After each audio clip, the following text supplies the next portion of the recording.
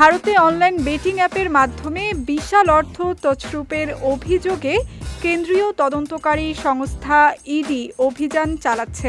এই ঘটনার সঙ্গে সরাসরি জড়িত বলে বিভিন্ন বলিউড এবং টলিউড তারকার নাম উঠে এসেছে। সম্প্রতি এই তদন্তে নোটিশ পেয়েছেন বলিউড অভিনেত্রী নেহা শর্মা। পিটিআই সূত্রে জানা গেছে, নোটিশ পাওয়ার পর 2 ডিসেম্বর ইডির কার্যালয়ে হাজিরা দিয়েছেন নেহা। সেখানে তার বয়ান রেকর্ড করা হয়েছে। তবে এ বিষয়ে অভিনেত্রী বা তার টিমের পক্ষ থেকে এখনো পর্যন্ত কোনো আনুষ্ঠানিক বক্তব্য পাওয়া যায়নি। নেহা শর্মা প্রথম নন অনলাইন বেটিং অ্যাপের বিজ্ঞাপনের কারণে এর আগে বলিউডের বহু তারকাকে ইডির নোটিশ পেতে হয়েছে। প্রাক্তন খেলোয়াড়, জনপ্রিয় ইনফ্লুয়েন্সার এবং অন্যান্য টলিউড বলিউড তারকারাও এই তদন্তের আওতায় রয়েছেন।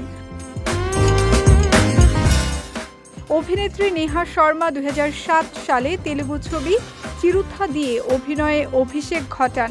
বলিউডে পরিচিতি পান 2010 সালের ক্রুক সিনেমার মাধ্যমে। এরপর তিনি কেয়া সুপার কুল হে হাম, ইয়ংগিস্তান, তুম বিন্টু এবং তানহাজি দ্য আনসাং ওয়ারিয়রের মতো সিনেমায় অভিনয় করেছেন। পাশাপাশি নেহা কিছু ওয়েব সিরিজেও কাজ করেছেন নিয়মিত।